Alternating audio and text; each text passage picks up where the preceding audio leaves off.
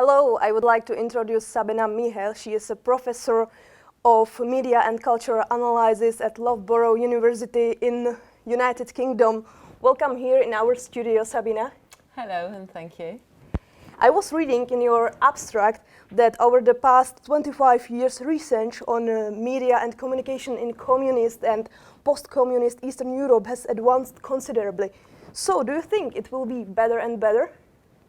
Well, what shall I say? I'm not in the business of predicting the future, but I should certainly hope so.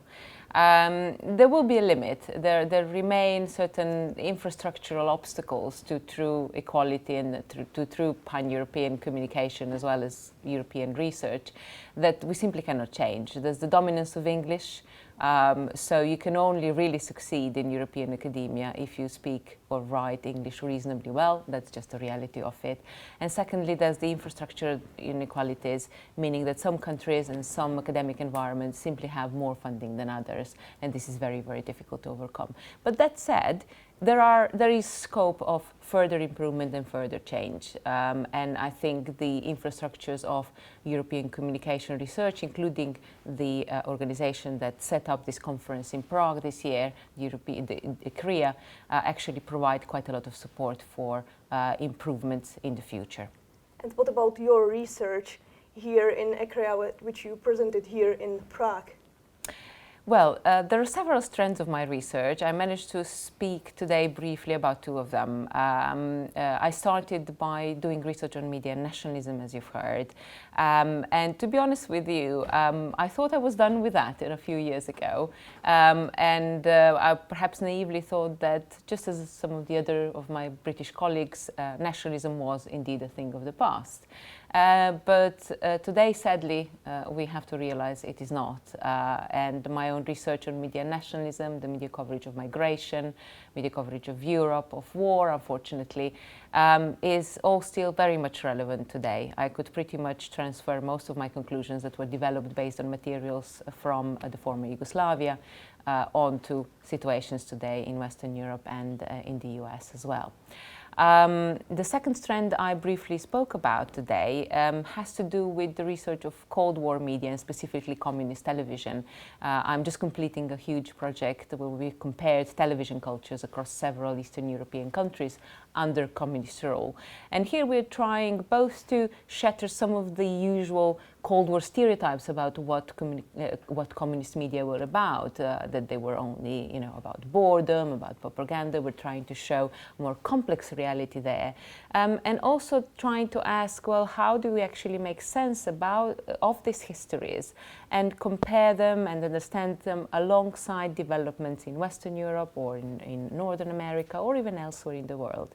And as part of that, I and my colleagues have been developing this kind of new analytical framework in which we're trying to shift attention from the analysis of media politics, media systems as they are usually known, to a more inclusive consideration of media cultures, where we explore also comparatively the patterns of meaning, the way audiences interact with media texts and with media as objects, and so on.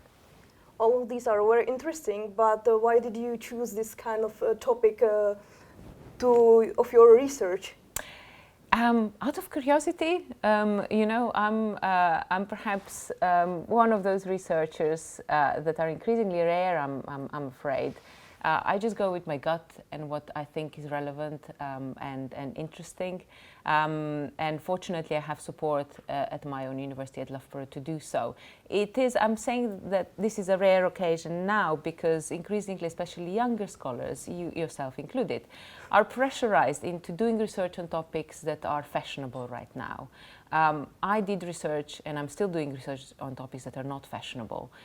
So I did in the past research on media nationalism, and I'm just completing this big research project that is to do with the past and to do with Eastern Europe. And within the majority, I would say, of media communication scholars today, neither the history of communication nor Eastern Europe are of particular interest.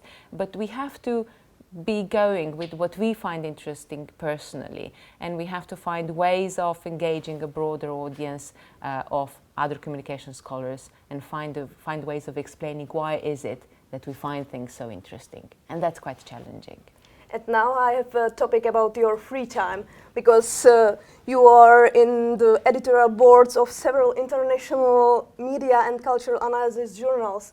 So you are doing exciting research. You are publication including numerous journals, articles, and books chapters, as well as 2 books. So you must really love your work. But what about your free time? I do love my work very much, and I think an indication of that is the fact that I'm actually official on maternity leave, and I did decide to fly into Prague for this particular talk, which sounds a bit insane. But at the same time, I do think that maintaining, a good balance of personal, private life and your public and professional life is very important in life. And I don't think I'd be able to do as much as I do if I didn't find time for holidays and for my family and for my friends, and for things that have absolutely nothing to do with the academia. Sabina, thank you for the interview. I'm glad that I met you here in Prague in Ecrea 2016, and see you in another interview with another special guest here in our studio in Ecrea 2016.